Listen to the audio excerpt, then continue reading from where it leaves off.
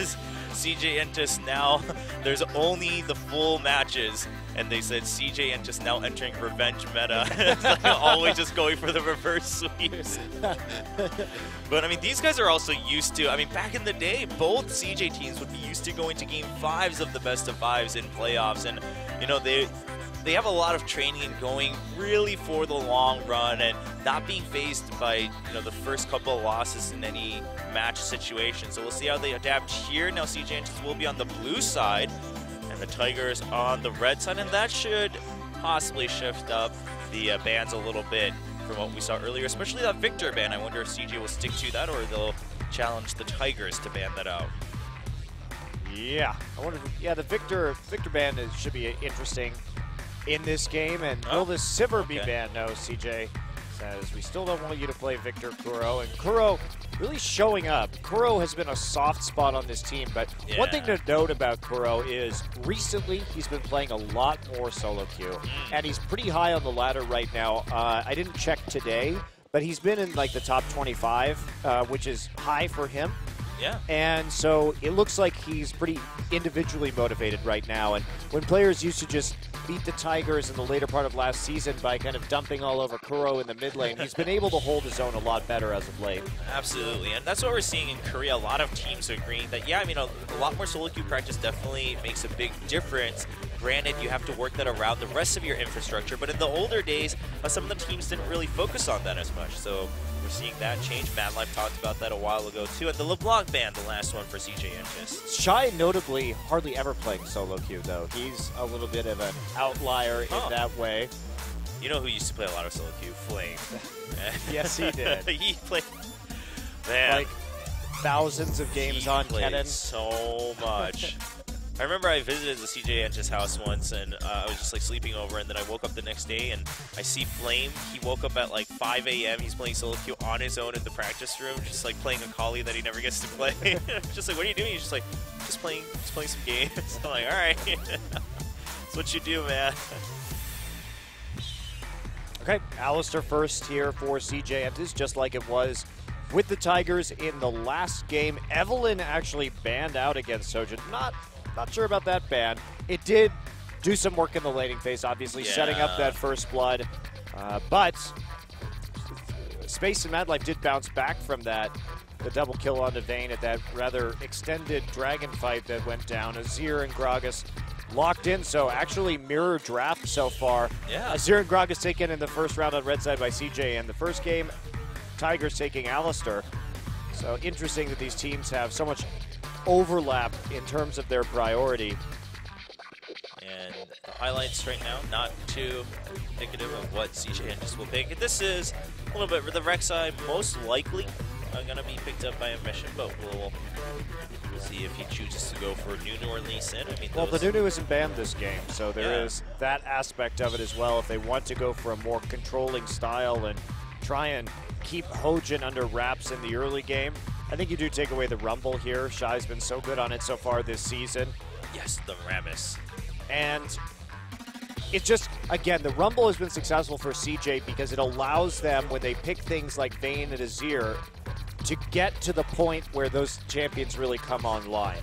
Whereas last game with Maokai, not so much. I mean, yes, he's very tanky, but he doesn't provide so much punch in the mid game, and that's where they really fell behind. So now they are going to be the ones taking Corki and Rumble. Are we just going to switch compositions this game? I mean, we're nearing that point. Now, Smeb, he has that itch to always play at least half of a carry role in that top lane.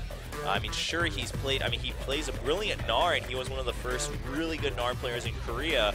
But even then, it was because he was so aggressive. So I don't know if we'll necessarily see him a Maokai, even if it's available. I think he will choose something a little bit more aggressive, like possibly this Hecarim. Quite a few other choices too. We saw that Kennen being highlighted earlier, although that's hard to just set up in general, especially with the Gragas. The Gnar going to be picked up for Smem, and that's not surprising, as I mentioned. And Ezreal as well. So no chance of that going mid, obviously, in this particular situation. It is a little bit of a denial. Coco may have wanted to play him in Ezreal also, and it's going to keep them safe. They're afraid of all-ins, I think, from this Alistar on the bottom side, so they get something with a lot of mobility just to keep harm at bay, at least for the moment. And Prey, of course, a legacy Ezreal player, one of his most played champions of all time. So Prey imitating the scanner and whatnot. That's what he became famous for in the beginning. He was also known as a Triforce AD carry. And looking at Jace, I mean, KOO, the Korean sniper, wouldn't be too surprising. And then the Nunu for Ambition in the jungle. Yeah, Nunu Jace. We've seen Jace only from KOO in this season. Yeah. He's the only Jace player that we've got, and that's what they're going to do. They're going to lock it in. So, again, CJ, they like to play Azir, Vayne, Nunu, if they can get it. If they can't get it, they tend to go double AD Nunu. Yeah. This is just how it is. Nunu was banned in the first game, so they haven't done it, but this has been their bread and butter so far this season, and they're going to try it out again. Of course, KOO, known for his accuracy, and I love the poke that comes in from Corki, Rumble, and Jace. That is really difficult to deal with. Very good siege composition in the mid game. Great at killing the backline. Gorilla hovering over this Bard. We can dream, can't we, Chobra? We can. He's been playing it in solo queue quite a bit. Now, it wouldn't be bad. It wouldn't be bad here because, like you mentioned, I mean, they're going to try to go for the backline. They're just going to try to siege, and you can force fights that CJ never wanted to happen by simply even freezing CJ. I think you're absolutely right. And I think this is a wonderful pick against a poke composition like this. Bard does have a lot of versatility, like you're saying, with his ultimate, just to close the gap on them and prevent them from kiting it out. Yes. So Bard could be quite powerful here. And they've got a lot of siege potential themselves and a lot of poke. So CJ going to have to be very careful. They're vulnerable to explosive casks. They're vulnerable to Bard ultimates, that Tempered Fate, in terms of setting up their siege. So they have to be ready to disengage on a hair trigger.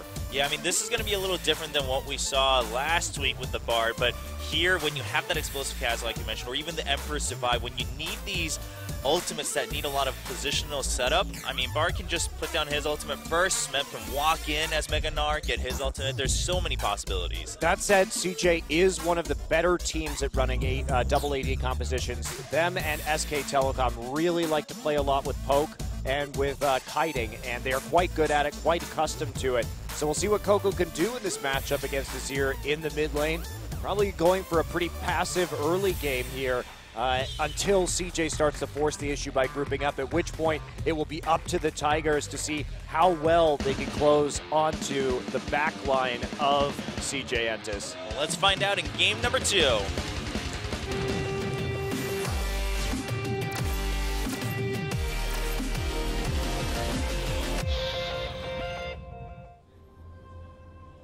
Ambition just going to play with all of the World Championship skins. Now he's really mocking his teammates. He's like, did you not get that you didn't win a World Championship earlier?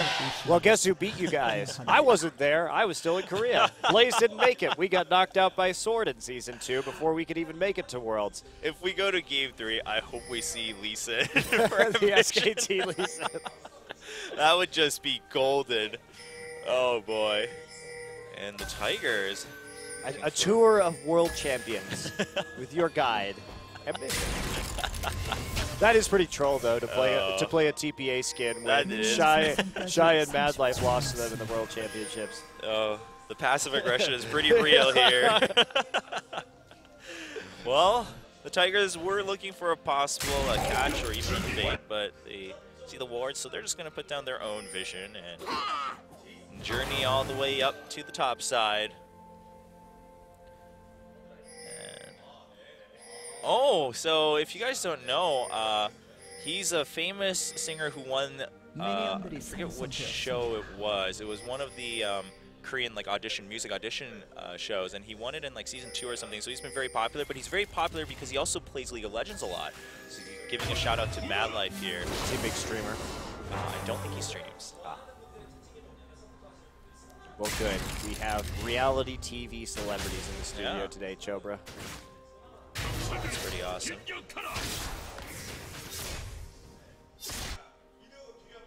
Kuro with that 25% mid rate, but that really doesn't.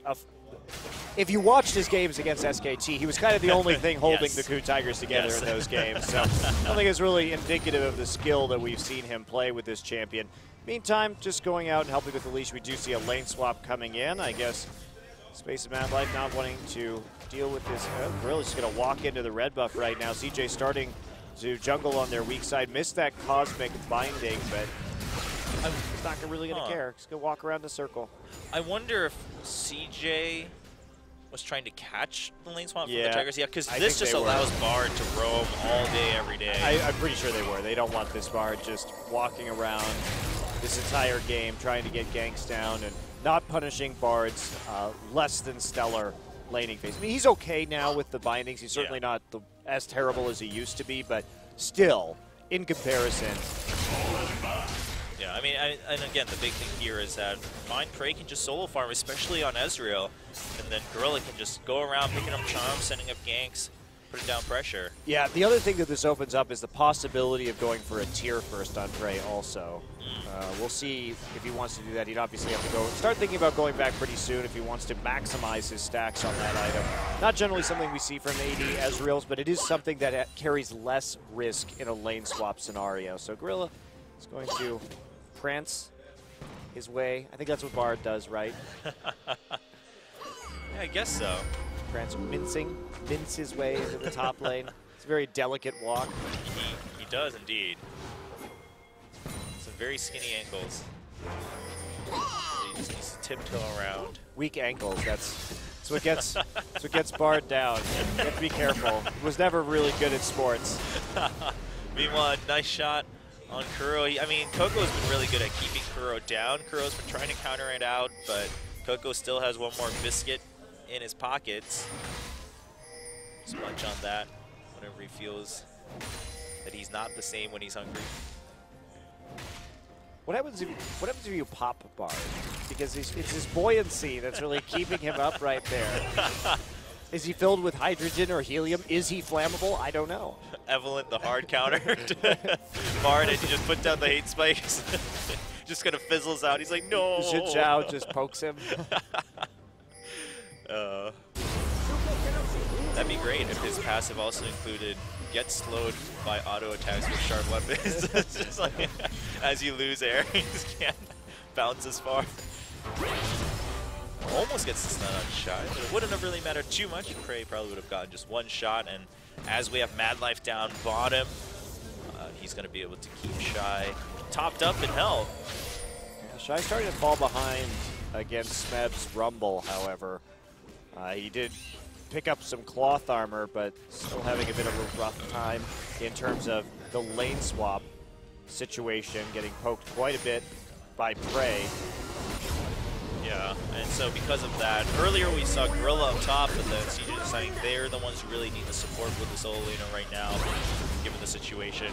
So this will help keep Shy somewhat similar. Smeb has a large wave coming towards his tower though, and with that Nara, he should be able to pick up most of it. Meanwhile, ping's going down left and right near the Dragon Pit, both sides being very sensitive about the vision and just the movement, especially with Bard and even, Mad Life's Alistair. Both of them can make a lot happen with one single roam. Yeah, they're magical journeying their way back in the lane right now. So Gorilla just joining up alongside the minion wave. Getting a couple auto attacks down on Shy, but nothing too significant. Yeah, just a nice stun and then some autos. So this is a composition that you absolutely cannot follow Bard through the magical journey if you're CJ, because there will be an Emperor's Divide or a Gnar ult on the other side just waiting for you. And combined with the True Shot Barrage, that could be incredibly painful. So some compositions, one thing that's interesting about Gnar is that some compositions you can follow through magical journey with some degree of safety. This one, absolutely not. Probably not a good idea, but I mean, they don't really need to. They shouldn't ever be in a situation where they really need to, given that they are running that Siege and Coat comp with that Jace, the Corki for space. And Smeb just continuing to keep that lead in terms of top laner CS differential, but Shy not going to feel too bad. Rumble not one to cry too much because of a small difference. As long as it doesn't keep growing, it should be okay. Yeah, and as we talked about in the last game where the KOO Tigers composition was very dependent on timings, the same can be said of CJ here. They're going to have specific item power spikes. Once Jace gets the Muramana and some armor penetration, and once Corki gets some magic penetration and the Trinity Force, that's when they're going to be in a very good situation to start sieging and taking down objectives. If they have to go into the late game, the amount of armor that's going to be able to be built against this Jace, as well as just an Aegis of the Legion and other more blanket MR items, are really going to shut down the poke. So CJ, the one really looking at that item and timing window. Yeah. And they have to make sure they get good positioning on Dragon early, because they have to win a poke war before going to an objective. Otherwise, KOO, with their amount of crowd control, is going to be able to absolutely rock them. But this is really dependent on Gorilla here. Like you mentioned, Chobra, it's about the tempered fates, because when we've seen Bard played here in Korea, it was actually against the KOO Tigers. A game that Samsung managed to win against them was because they had fantastic. Luna really delivered with the tempered fates, shutting down Jinx and catching Prey out nearly every time, and then just getting on top of him, where even with Thresh Lanterns, he was unable to get out of the middle of a fight. And if you get two guys from CJ, I mean, if you think about how this fight's going to work, Madlife's going to have a pulverize. Well, they're still going to be in stasis. And Ambition, well, he's got absolute zero, but what's going to happen? He's going to get knocked out of that, and then everybody's just going to be standing around KOO in space while they come out of stasis, and they're going to just die. Yeah. So I am very interested to see how CJ plays this out, because just like the Tigers last game, there are so many ways they could lose, very few ways they could win, and it's dependent on execution. Same can absolutely be said about CJ's composition right here. They have to play around the Bard ult. If they can get him to miss it, it's fantastic. If it actually lands, big trouble.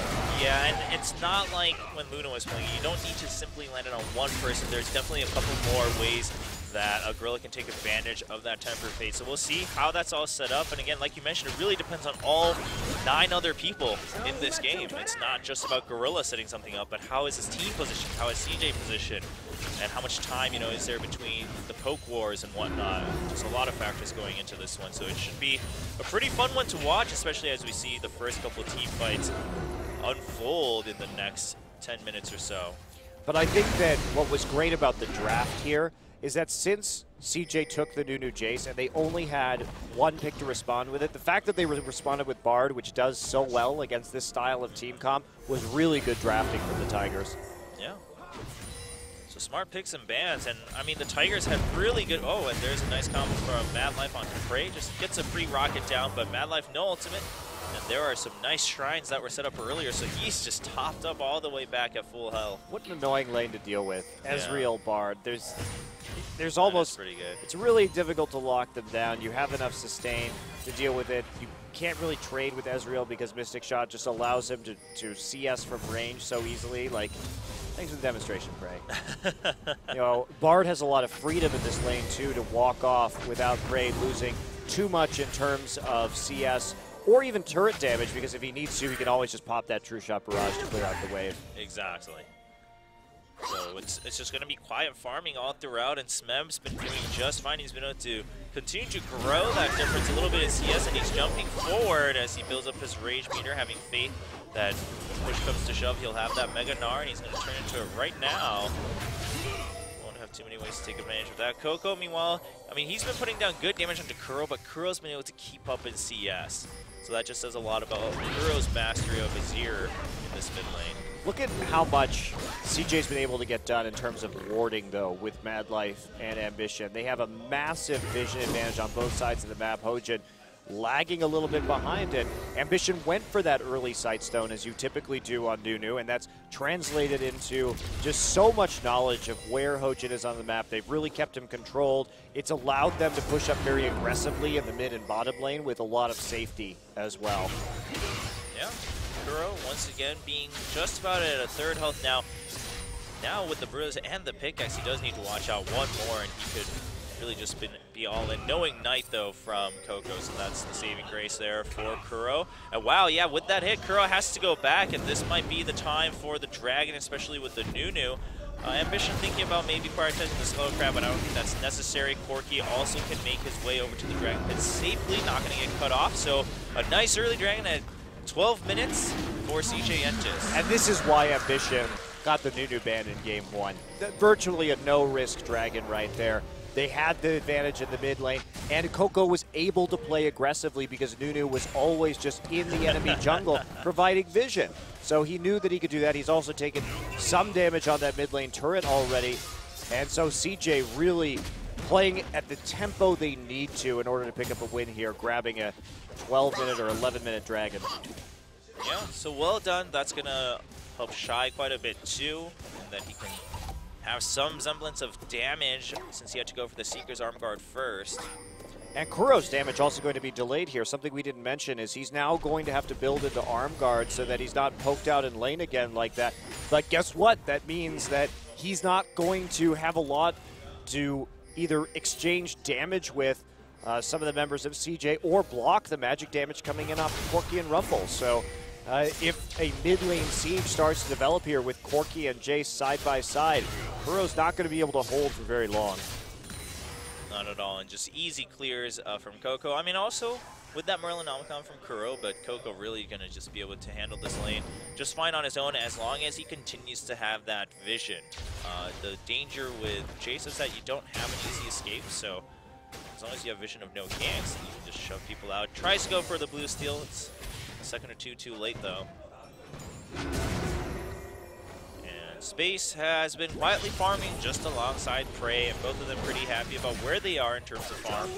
Smeb handily winning the top side, though. Yeah, that's the big one here. Almost now nearing a 40 CS take. It's been growing slowly but very steadily in favor of Smeb, and especially after that Seeker's Arm Guard too, Shy's damage has been delayed quite a bit. Yeah, that's... Nice dodge by KOO. Although I think he meant to go over the wall. So. Okay, sometimes it works like that, you know? Doesn't matter, dodge the skill shot. Mission successful. Smeb just continue to keep Shy shoved in. And yeah, because Shy went for the Seeker's Arm Guard, sure, it allows him to stay in lane a little longer, but he doesn't have the power to just farm as easily with the Harpoons either, or the Flame Spitter once it pushes up to tower. So Smeb just pressuring that Rumble to lose more CS. Now, CJ didn't need the Rumble for the first Dragon, so that bought Shy some time to get another aggressive item, or maybe even finish the Zonias before the next fight. Yeah, and Shy, his itemization not anywhere near as critical as Space and KOO's either, so right. He's looking more at that level power spike, getting the level 2 equalizer than is particularly meaningful in terms of acquiring a big Rumble item here. Much more important that the Muramana and the Trinity Force are completed on CJ. And he's not even going to be buffed up really by that Blood Boil either, so yeah. The items that Space and KOO get it being magnified by the Nunu as well, so that kind of doubles down on their importance. Absolutely. KOO trying to keep KOO pressured. KOO sees that and decides not to go back just yet. He's going to walk back further. Ambition is in the enemy jungle once again. Looking at Nunu's icon is just so annoying. He has that stupid grin on his face. And he's walking around the minimap. Do you hate Nunu? He knows what kind of monster he is, Choker, yeah, and he revels in it. It's just a sociopath riding a Yeti, enjoying everyone else's misery. Truly one of the most annoying champions in League of Legends. And he's going to catch Prey. A nice burst by KOO. Prey has to go out, but there's a double pulverize and the jump in from KOO First Blood. And Gorilla, he just stasis himself in the middle of everything. A double kill for KOO. Smeb already finishes the teleport. The equalizer only going to slow down Mad Life. Or no, not Mad Life. It didn't slow down anyone. He was just slowed because he got hit by the boomerang. I got really confused there. And now look at that. So very decisive fight from CJ Entus. Not even over an objective, just finding some damage off of a shock blast. And this is why KOO's Jace, a bit of a pocket pick, but always a threat. KOO is going to respond with pushing down a turret of his own, however. So it's actually going to keep the gold totals fairly even. Yeah, so KOO, I mean, doing what he can. He was going to be too late and too cut off if he joined in that bottom lane.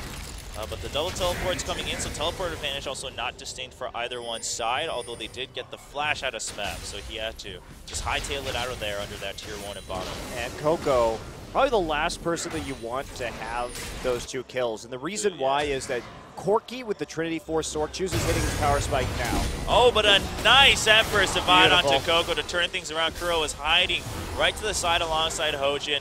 Dashes in with the Sand Soldiers, not even using flash there. The mind games with the turret passive too. KOO walking a little bit too far forward. But as I was saying, KOO, because Corki's power spike on his items comes a little bit earlier, the fact that you get those kills and can accelerate the Last Whisper is very meaningful for CJ, because that's going to give them a bigger time window to deal with, where both Corki and Jace are in their prime. Yeah. So we do see the 2 parts to the Last Whisper. Meanwhile, Tier 1 and top, really dangerous because of how much Smeb has been pushing in. Madlife not going to get slowed. And just going to walk out. The Vision War is continuing, but it's going to be a little bit tougher for CJ as they don't have that Tier 1 in mid, so they don't have something to fall back on if they were to get caught in the enemy jungle. And that's a big problem as they look to siege this mid lane turret. There's a lot of options for a flank from the KOO Tigers. And they really need to get this outer ring of turrets down now. A nice burst from Corki, though. You getting the big one onto Kuro alongside the snowball. That keeps him at bay. Now, the top Tier 1 has been taken, but no teleport, so Shy just says, all right, I'm going to walk down first. We're going to try to siege this mid or go for the Dragon. Dragon is available. Hojin gets caught, and he's the only one. Stasis by Gorilla, but he's going to be able to body slam out for now. KOO charging forward. There's a nice magical journey. They're too scared to follow through, and the Sand Soldier right at the entrance, too. Very well done by the KOO Tigers. Now CJ Entus looking for this Dragon. Ambition's a little low. Needs to watch out for the poke coming in from the Sand Soldiers. Nice burst by KOO, and there is that for survive backwards onto KOO. KOO gets body slammed. The equalizer, not enough. Brave dancing out of it. He's not going to die just yet as Shy looking for another kill. He's going to flash over. He's going to find Gorilla and just roast Bard. Meanwhile, Hojin, he made the escape earlier, but he couldn't get out of it far enough as Smeb finally makes it down to the bottom side of the map. Now, the Dragon's still not going to be taking the Ambition too low, and no mana in space either. So those really critical Bard ultimates that the Tigers need to be using to deal with the poke, just not even being useful this game. He's prolonged his life once. He prolonged Hojin's life another time. It was a great Emperor's Divide right there to take out KOO. Hojin with a good follow-up, but Equalizer doing a massive amount of damage as everyone goes in space. Untouched that entire time. Same with Shy. Shy able just to flash over the wall. Gorilla has nothing he can do, low mana. And then they box in Hojin at the end for a kill for space. And Smeb gonna get caught. Some autos from space, but Boomerang gonna keep him safe. Space just farms up that wave, and you know, this again, it's pretty similar to how things were with SKT. I mean, Kuro fighting so hard to keep things relevant here with those really big plays on the Emperor's Divide, but we'll see if it can make enough of a difference for the Tigers to get that W in this second game. Yeah, but the positional errors on the Tigers as well. Hojin having such a hard time at the beginning of that fight, and then Gorilla, you just have to save that ability so you can set up well with it, because that's what your team is reliant on to actually close the gap against these poke champions. Otherwise, Kuro has to pull off a maneuver like that to go all in, and it set them up for an equalizer and a choke sort of accidentally right there. CJ playing patiently, but they're not actually having a hard time executing their composition because there's simply never been a threat to their backline this game so far. Yeah, well, credit to Madlife in space too, though, in that last one where they also stepped a little bit right outside the Tempered Fate. If it had hit all 3 people, I do wonder if the Tigers may have tried to get a little more poke as soon as the enemy also came out of stasis to make things a bit more even. But all in all, it was definitely still an emergency call from Gorilla to save his teammate, and not exactly the ideal use for that ability in this matchup. And that's, in terms of the Tigers, they have had a hard time reading compositions this season. They tried to play a Sivir style, like Lulu mid pick composition, and Prey was playing it like he was playing Juggernaut, just instead of using it to create picks with the speed, trying to 5v5, and then having Sivir in the front line, and that just does not work. You can't play that composition that way and have it be effective because you lack the range of the Kog'Maw. And this time, not really having the right tool in this particular scenario, but Gorilla not making proper decisions when it comes to how they're going to cope with the poke line coming from CJ. Still, I mean, it's only a 400 gold game. The only real separation are these 2 dragons, and a lot of that gold is tied up in the fact that Smeb rocked Shy in the top lane in terms of CS. He's up 42 right now, so he's actually doing a great job keeping him in it. And it's, as far as that value goes, getting all of that extra gold onto your main tank against a poke composition is really valuable. Yeah, and here we go, KOO TiGers joining all up in that bottom lane. CJ Entus doesn't really have an answer to this. KOO not here. Space the only one who can clear that wave. That will be handily taken by 3 members of the Tigers. The other thing that's great for the Tigers is by being even in gold right now and ahead in turrets, you're actually running CJ out of time in their window to successfully siege. They've only taken 1 turret right now. CJ really hasn't been together as a unit to take a tower. They've only been grouping for the dragons, and they have to take the outer towers now. Yeah, well, they're trying for it here in the mid lane. KOO with a quick answer alongside Gorilla, but if they go back now, it's going to get taken, so they're going to stick around. And how much can they do? Frey going to show up. The True Shot Barrage did come down earlier, so this wave will be cleared out very easily. Poke not hitting. Oh, there's a big one, though, onto KOO, and Space just looking for it. And a 3-man stasis coming in from Gorilla. KOO's taking so much poke, though. There's the explosive cast, but then the Emperor's Divide outside of tower range. KOO just trying to keep himself safe and poke from afar. KOO takes a lot of damage, but meanwhile, Space takes 1 kill. He flashes out away, and he gets the poke and the snipe down onto KOO. Hojin takes a lot of damage, and the Mystic Shot as Space goes forward, and he's gonna get the shutdown, but KOO picks up the kill against Frey. Frey just being satisfied with the shutdown gold onto Space as Hojin with the body slam keeps Smeb safe. KOO still alive, and that means they could. Oh, there's another poke. Just a headbutt out. They can't go for the tower just yet, though. The wave has been cleared. But that's a pretty even trade in a power spike for CJ Entus when they have that Muramana, and the KOO TiGers keep their tower up as well. So that CJ's going to have to come back yet again to try and contest that objective. So that hold really important, actually, for the Tigers. Great Bard ult right there, finally getting it. Move the Sand Soldiers on top, and then shove them all back out. Gorgeous ult combo there from the Tigers. And then they break apart the composition. Now, CJ, to their credit, does a good job of scattering and continuing to get poke in from the flanks. So in a pretty disastrous situation early on, Frey bites off more than he can chew. Does get the shutdown gold, so it's actually worth it for him to make that trade in the end. And they keep the tower up, again, critically, because this is where CJ has to overpower these team fights, but a really good setup from the Tigers prevents them from doing that. And to the Tigers' credits, they've been quick on their feet. They haven't gotten hit as much as KOO would want them to be. Now, Space, of course, CJ Entus does have the rockets coming in from Space too, so as long as one of them hits, they're okay, but if both of them hit, that's when they can really set up a fight or a siege to their liking. And you see that now, Hojin not taking as much damage as you might imagine. They're nearly out of the danger zone right here. If they can last another 5 minutes, and Shy actually going to take a turret, that's huge for them, putting the pressure on while Smeb has no TP and therefore has to stay in that bottom part of the map. So this is good for CJ. This is the setup. Keep poking, delay the dragon, see how much pressure you can get on the top side. Shy now moving down so he doesn't have to use that teleport if he doesn't have to. Dragon has started speed shrine over to the Tigers. Yeah, and KOO just poking it down with him. There's the absolute zero, and oh, we're gonna see Hojin pick that one up. Space has been frozen. True Shot Barrage doesn't hit, and Smeb can't. Oh, there we go. The Mega Nar comes in, a 2-man ultimate. Gorilla, magical journey to the side to try to catch stragglers or a flank here. He's not gonna get the stun though, and now he doesn't have a way out. Frey just tries to help his teammate from over the wall, and maybe that buys Gorilla enough time. No, he's gonna get sniped out by KOO. Gorilla a little eager with that journey. However, again, even trade, objective goes to the Tigers. This is about all they could hope for at this point in time. Reasonably, they've managed to keep themselves even in terms of gold. Here's the siege. This looks like this tower is finally going to go down. Actually using the ult right there. Shy actually has to flash out of it. Oh, KOO gets denied as he tried to jump over the wall, but the Emperor's Divide was already there. Yeah, I don't know what he was thinking. You can't to the skies in that situation. KOO did that in the earlier fight too, and this time the Emperor's Divide was already there earlier. You can't do that.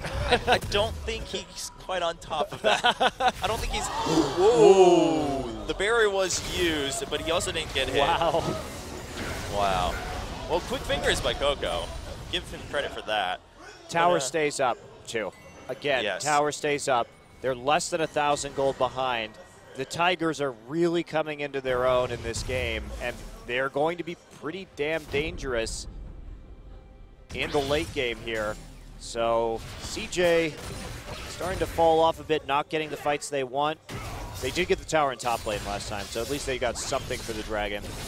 That's still a really dangerous situation, especially because, like you were saying, Chobra, the damage really stopped it here.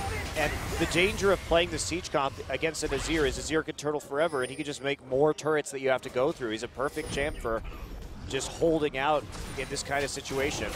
Yeah, they're trying to set something up here once again as Hojin looks to the side for a flank. And I mean, that turret will run out sometime soon, so CJ Entus just giving up on that as the pressure comes down in the top side of the map. All of the Tigers now in the CJ's jungle around the blue buff. Black Cleaver on the Jace, so it's the first time we've seen this. Oh! Yeah, okay, well there's a headbutt in, and Mad Life just takes a lot of damage as Ambition also gets poked out. The turret does go down though, so I think CJ Entus was trying to look for that window to make sure to deny the easy escape. And oh, the snipe onto Prey doesn't hit as the Arcane shifts right outside of range, but that's the danger. There's a True Shot Barrage coming in, Space gets hit, it's chunked down to half health. That was a really nice try though. Bold from KOO to use the flash like that, but it very nearly worked. And if Prey goes down there without the True Shot Barrage being used, then that mid turret almost certainly falls alongside. Oh, wow. Oh, but he's in danger His once accuracy again. Oh, and there's the Tempered Fate coming in, but there's a headbutt out. He's just trying to save Hojin. Hojin will get out. The Equalizer goes down. Kuro takes a lot of damage. Prey steps out of it. Kuro picks up the kill, and Gorilla just blocking the poke. They're so low, though, Smeb. What are they going to do here? Are they going to try and defend the mid lane? I don't think they can. Yeah, Smeb just trying to pull the minions over to the side so they can't siege, but it's not going to be enough. Yeah, finally does go down, and CJ Entus trying to make the most of this window that they have. Smeb is going to turn to Meganar, and Kuro has that Emperor's Divide, so they could set something crazy up as Kuro goes in and pushes everyone behind his tower, and then he goes into Zonia Stasis, but the absolute zero charge for full duration. There's a Blade of the Ruined King onto Smeb. Space should be able to pick up that kill eventually as Hojin comes in. There's the body slam, flash away from Space, but Prey is here. Full damage and a magical journey all the way through as he finds rockets on the other side. Meanwhile, Mad Life does go down to Prey, and with Prey turning to the side, Space has to back out. He can't continue poking down that Bard. And look at this, too. They're going to try and siege this mid lane turret, turn everything around. Space taking some nice damage from Prey, who got a double during the course of that chase. But I love the fact that the KOO Tigers aren't afraid to just throw their bodies at CJ to stop the towers from going down. Yeah, it looks like the Tigers will do quite a bit of damage onto this tier 2. Not enough to take it down just yet, but below half. And Gorilla, I mean, he's been very aggressive with these magical journeys, but this time it worked out. You know, it allowed them to just continue pursuing Mad Life without getting poked down by Space. Now, I do think that because of that, Gorilla has been using his abilities very well to deny just really outside flank positioning for the pokes for extended fights. If he goes in, even if he goes down eventually, his damage dealers can keep pursuing the enemy. Yeah. Again, we're still so even because of the kill trading that's been going on and the fact that we're still tied up in turrets. So this game has been very interesting to watch, and I have to say that this is the way sometimes you want to delay these siege compositions or timing windows, is just by, if you can keep on fighting and trading evenly and just wait until you outscale them in the late game, it can prevent them from more methodically taking objectives, like just poking you and then taking something for free every time. Yeah. You have to all in here, because if you don't, you aren't winning the poke war. So, well, no, as we've been mentioning, Monty, CJ Entus really slowing down in terms of damage. Meanwhile, Prey has quite a bit of his own. Just sitting on that sheet for now, deciding what to build that into as he builds up his other items to ensure just more raw power and some utility with that Blade of the Ruined King. Nice poke onto Gorilla. He still, of course, gets chunked down quite easily. Does put down the Fate Killer's Fate Caller Shrine. And he's going to get to heal up just fine. Still at about half health, so he's very squishy. And CJ has control over the crab right now, but I mean, this is just a Pokor, and it's going to be Hojin who secures it with the smite. Oh, and there is a Temper Fate. Oh, but the Absolute Zero coming in to try to deny it. Empress Divide, but the Equalizer onto Kuro. Can Kuro get out of it? The only one near him is Mad Life, and Kuro will jump out with the Sand Soldier stun onto Alistair. Space getting free damage from the side. Smeb in the midst of everything, but a nice headbutt from Mad Life is going to keep himself alive as Prey can't find the kill with the Essence Flux, and Space charges force with the Valkyrie. Prey still alive. KOO, one more poke, and he gets one onto Kuro. They can't follow the magical journey this time around, but oh, never mind. The damage coming in, but two more members as a double kill goes to KOO. Space at full health gets the shutdown. He's chasing down this poor Gnar, and one more auto, another double for Space, and that is a 4-man kill against the KOO Tigers. But can they actually get anything out of it? Again, the Dragon goes over to the Tiger. Space taking a look at this Baron right now, but with only 3 people up, Ambition trying to make a beeline for it. Let's take a look at how this unfolded again. Gorilla gets the catch, and he and Kuro and Prey all go through for that ultimate, but a good setup for the equalizer at the same time. And then we have Kuro having to dodge out of that fight, trying to play in the choke right there. Mad Life moving forward. Smeb has to use that Gnar ult just on Mad Life, but this is a great fight for CJ Entus. They're spread out. They're in a position where they can poke. All the engage is now gone from the KOO Tigers, so they're going to be very comfortable in terms of cleanup right here. KOO goes through, but there wasn't an angle as we see Hojin come in for the Baron, but the Baron taken by CJ. Yeah, Hojin just going down without the steal in that one, and CJ Entus gets the fight they want, and now they extend their window a little bit with this Baron buff. It's really going to help a lot. Yeah, they have a Rylai's as well, so they've got some great tools for kiting, and they there's Baron buff against the Siege comp is about as scary as it gets. So Gorilla may be able to stop a Siege again with that ultimate, but still going to be quite difficult. But that fight right there, the KOO Tigers, they got the Dragon. They should be happy with that. Just go ahead and back out. There's no need to go as hard as they did onto the poke composition. You should get them to walk all the way up to your tier 2 in mid lane and then come in when they're in that position. Don't fight in the middle of the map where everything is so open and they can just spread out in a big arc against your crowd control, and you have no way to engage. Well, it was a really neat idea with the Temper Fate and then the Magical Journey to kind of get their own pinch in, but I think, like you mentioned, I mean, them stopping Kuro with that Equalizer with the Shot Glass and him having to dodge out of it immediately kind of denied all of that. So credit to Shy, and of course, Ambition with the Absolute Zero right on top of his teammate, too, after he's gone into stasis. And now the top turret just getting punched a little bit, but a nice true shot will keep that one safe as Space takes a free tower in mid. Meanwhile, Shy going for the push in bottom. Space coming up towards the top. Prey takes a hit. It still hurts quite a bit. The Shrine's not healing nearly as much as he'd want them to. And the big one coming in against Prey. Yeah, that's just going to be it as Ambition just walks forward to zone them out. He doesn't care if he gets hit a little bit as they go for the shove and into the inhibitors. This is the gold lead now that should propel them to that victory. Iceborne Gauntlet for Prey right here. He wants that additional bit of tankiness as well as the kite ability, but it's not going to do him a whole lot of favors in terms of damage compared to that Trinity Force. And Shy just calmly sitting here with a Siege minion at the back line as KOO rains in some damage from the side of the turret. Yeah, the Iceborne Gauntlet, I mean, will also help with kind of holding back the main wave a little bit, getting that AoE damage in from your Mystic shots, but it's not going to be nearly enough comparable to, you know, KOO's burst and Space's shove, especially as all of their abilities will have AoE options. So the KOO Tigers, they lost 2 tier 2s. They're holding off for now as CJ Entus trying to decide if they want to continue just to split while they have the Baron buff. And Shy's putting down some nice damage onto Prey with that Leandres. Oh, and Prey, neat little dodge with the Arcane Shift on that Shot Glass. Okay, here we see with that Iceborne Gauntlet at the barrels coming in, and Space almost gets caught by Kuro, and there's the Summoner to heal. He's trying to dodge out, but there's Stasis coming in. Ambition's trying to set out, oh, but he gets denied by the Emperor's Divide.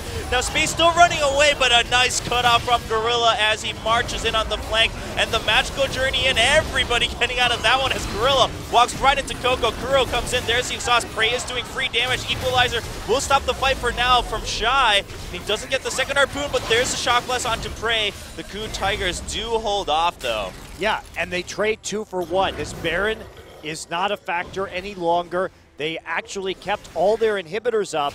So the Tigers still in this one, surprisingly.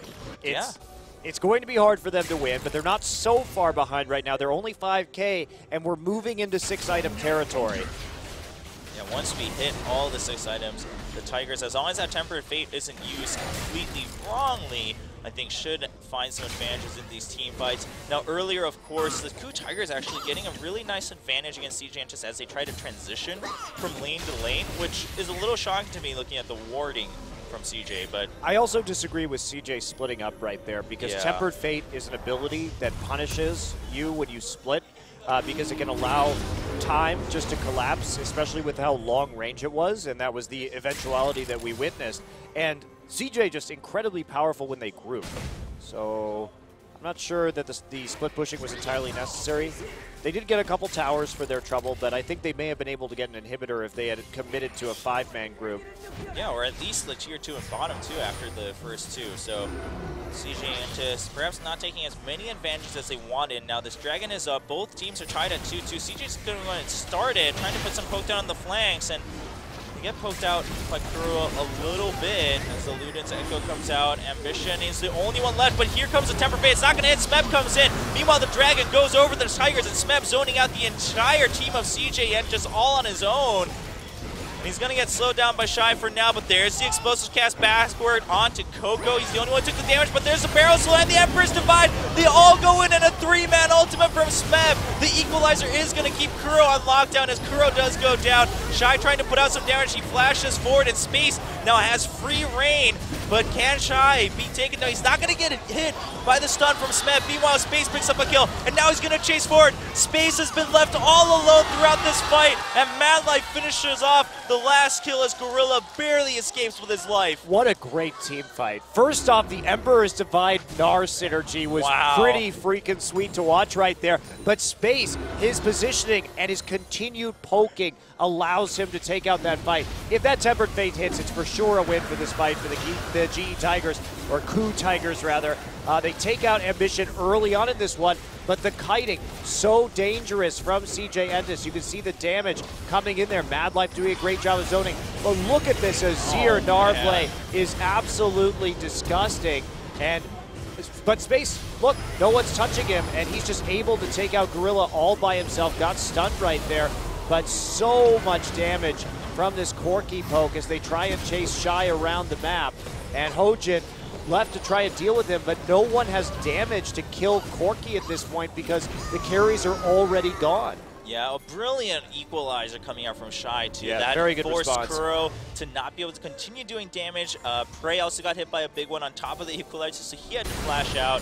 So CJ Entus are really, you see all their players figuring out ways to maneuver around the Tempered Fate and the Emperor's Divide. We've seen Ambition trying to shut it down with the Absolute Zeros on top of his teammates, and now we're seeing the equalizers coming in afterwards to set up their own positions. This has been a really good game, especially in terms of team fighting. If we look at the way that these teams are chaining their abilities together, it's been a real pleasure to watch. Yeah, both sides are adapting constantly from one team fight to the next to try to adjust to what the others are doing in terms of positioning. I mean, we saw in the last one in the topside jungle, KOO waiting for that Absolute Zero and then just denying the slow right away so they can continue catching Space. Now, Baron is up. No need to dive into that one for either team right now, though. And the poke coming in, not too much damage onto Smeb, but the real deal here is if Prey gets caught, or KOO, or even Gorilla. If Gorilla gets caught and has to go back all the way to base, or even gets killed. Like now, Prey takes a lot of damage, and there's a movement speed buff, and there's a knockup only onto Smeb, though. So not as exciting for Space. Not going to want to dive into that one. Smeb, not really taking damage anymore from the poke. Yeah, so Smeb's the only one who can really stay in the front line. Now they know they sent Prey and KOO back. Prey's just going to try to lifesteal, but with the Nunu here, they're trying to just force the Baron out. It's not going down nearly as fast as CJ would want. This is dangerous, especially with the Tempered Fate available, and it's just going to go down. It's not going to hit anything, though. Baron is still alive, and Hojin comes in, but the smite goes to Ambition as he picks it up. Mad Life all the way at the front. Space still at full health. Smeb does not have Mega Gnar. There's the Absolute Zero and the Equalizer. cutting Hojin off, but Prey trying to poke from the side onto Space. So right now, CJ Entus, I mean, they got the Baron. They're just looking for the pokes. They're not going to find the kill onto Hojin, and they should just back out right now, and that's exactly what they're going to do. Prey trying to chase with the Iceburn Gauntlet. Not going to happen, but look at this wave in the top lane. Are they just going to try to stable up? Uh-oh, Shy moving a little too far forward to try to keep people zoned and not allow them to go back. He's not getting caught, though, and Prey's just going to get burned down, and there's Azonia. Space goes forward with the Summer to heal. Ambition gets to slow onto Prey, but they don't end up damage, but the two-man knock-up from the Pulverize. Emperor's Divide, not enough, but Space shows up from the side with the Valkyrie. He's going to magical journey all the way through to get a better angle onto Prey, and he gets it. He flashes forward. He gets the poke with the rocket, picks up the kill. KOO charging forward, gets finally slowed down by Hojin, but what a beautiful setup from CJ Entus. And look at that. He's going to teleport into the top side as well, just holding onto that minion wave. Baron buff immediately hits all the minions. This should be the momentum they need to win this game. Both carries are down for the KOO Tigers, and they're just going to push this one straight through. Wow, CJ pulling through despite some rocky starts. And the Explosive Cast is trying to buy time, but still 30 seconds left for teammates to join the Tigers. So that's going to be it. And there's a Tempered Fate, though. It's going to buy quite a bit of time. Space is going to get a kill, meanwhile. Gets the second turret, and that will be the Nexus going down in favor of CJ Entus.